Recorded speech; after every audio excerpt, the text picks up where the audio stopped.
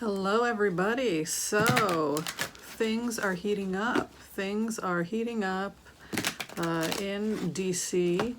For those people who've been paying attention to the news, now they have evidence coming out that Cohen is claiming that he rigged polls for the president and that he was asked to lie. And evidently, there's corroborating witnesses that have been subpoenaed. So, as I had mentioned in previous remotes, when I go onto the Senate Energy, the feeling is that Mitch McConnell's going to wait until one of two things happen. The first is that he gets the okay from the White House, which he has not received yet. Or the second is that the Senate will get to a 2/3 of the majority. So if he doesn't have 2/3 of the majority, or if he doesn't have the okay from the president, then there's really nothing that he can do. And as I had mentioned in the previous remote, the reason why he can't get to 2/3 is because he would be overriding the veto of the president, which is a very different situation than they were in before they had when they had approved of the budget before the holiday. They thought they had the president's approval. So now we're in a situation where they would be overriding the president. We've talked about this. So Mitch McConnell, he'll open when he gets to 2/3. So I think he's holding at 57% according to Lawrence O'Donnell. And you can't force the vote, and you can't force your colleagues to vote yes to override a president's veto if it's their career that's on the line and if their constituents don't want you to. So they have to wait until there's enough pressure from the constituents to say override the veto. So all Mitch McConnell can do is just sit and wait, either from the White House or from if he gets enough, if he peels away enough Republicans, then he'll be able to open up. But there's really no point until that happens. So all he can do is sit in the Senate and say, what do you people want to do? What do you people want to do? It reminds me of my teacher used to do this. The kids used to do naughty little things like steal her chalk and steal her eraser. One day she got tired of it, and she said, nobody gets to go out and play until we get the chalk and the eraser back. And so we all had to sit there and do our homework and miss recess until the naughty boy who took the eraser returned it.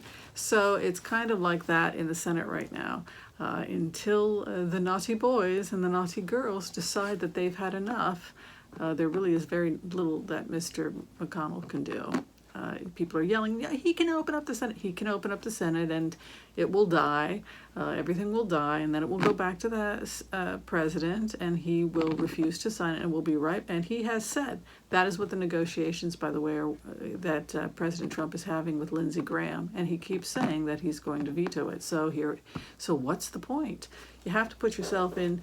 This is empathy. You have to be able to put yourself in the shoes of the other person and get past the fluff.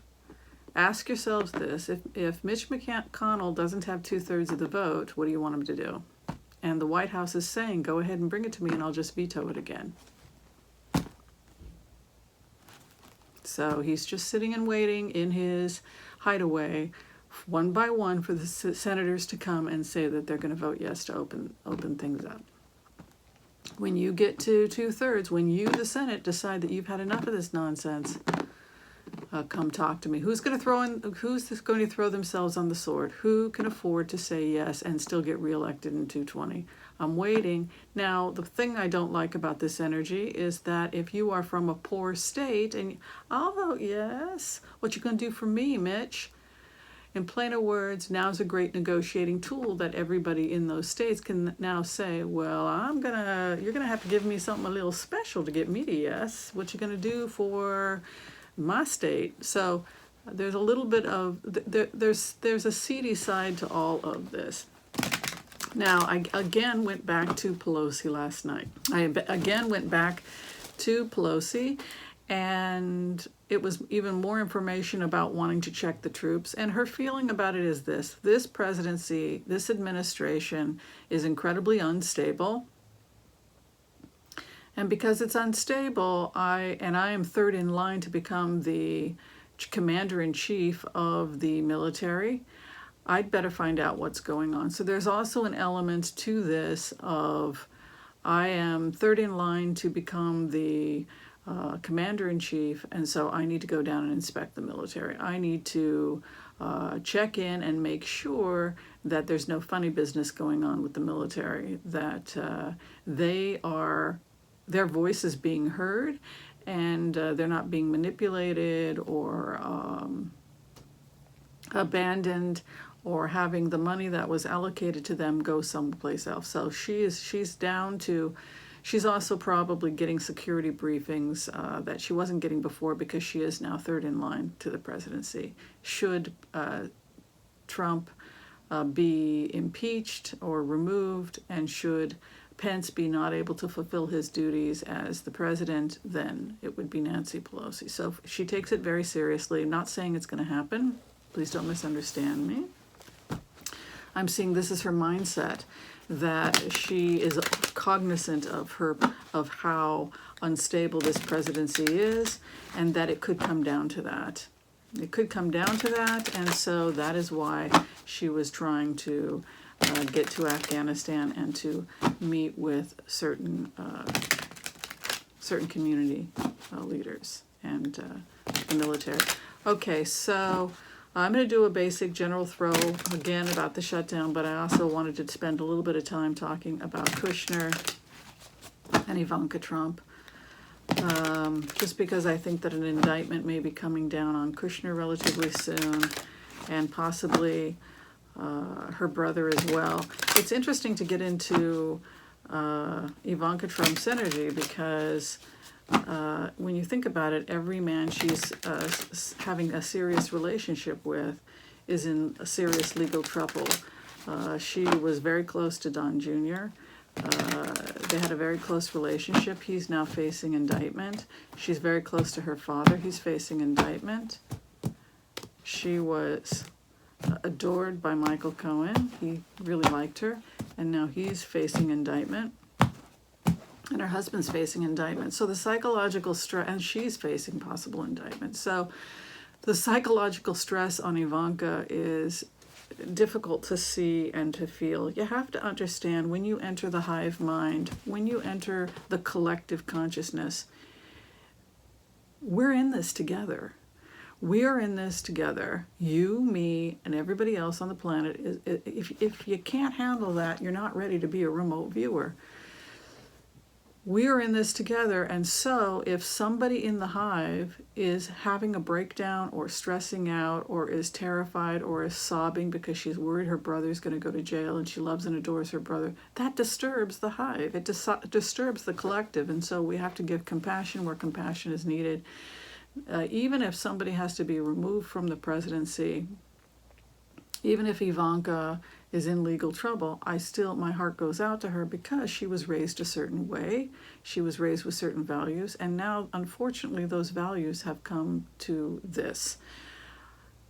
And I had a vision 2 weeks ago of her in a deposition, that she would be giving a deposition, and she would be shown documents, and she would have to confirm that it was her signature on certain documents. So again, my heart goes out to her. She's in legal trouble, and I think that at a very early age, when she didn't have a fully formed, strong identity, she was manipulated by certain persons. And the problem with the malignant narcissist is that they often take weak or vulnerable people, or people who want to be loved, and they manipulate them, and they get them to do things they wouldn't normally do. And if you get them when they're young enough, you can shape the very foundation of who they are.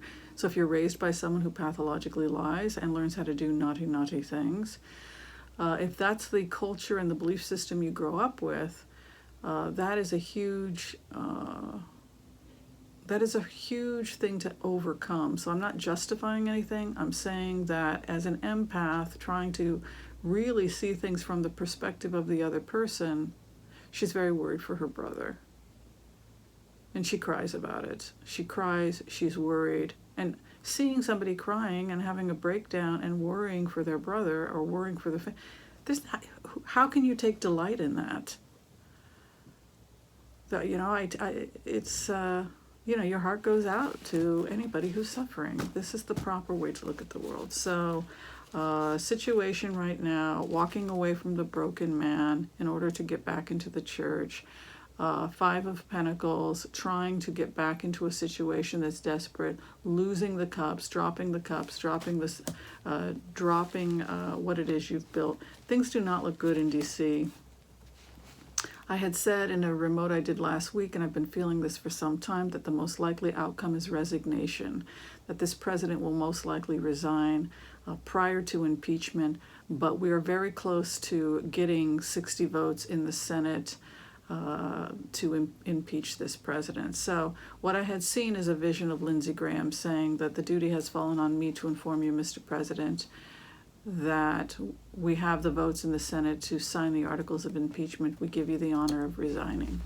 That was the vision. So that tells me that impeachment hearings will begin in the House, and that there will be this is the most likely outcome, and we live in a multiverse. Things could change, but as it stands right now, we are moving towards impeachment in the House, and the Senate tide is quickly turning now because there's so much dark money in Washington, D.C., and because so many people have been bribed. It makes you wonder who your senators are working for. Who are your Congress people working for? Are they working for you? Are they making sure that you have safe schools, safe drinking water, and teachers that are getting paid? Are you getting your health care? The money instead is going towards these companies that produce weapons, produce things for the military. And so maybe members of the House and Senate have also been bribed by foreign governments. This is the dark money in D.C., and it looks like a harlot's den.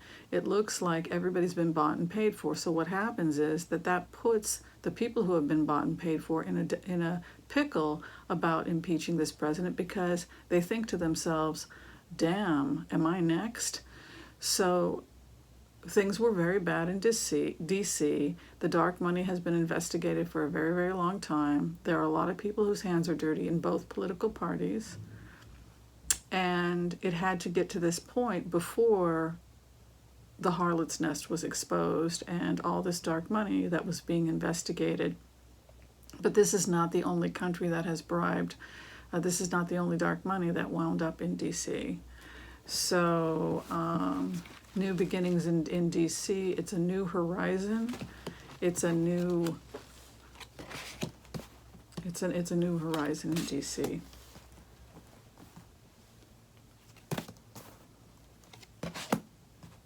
There's going to be a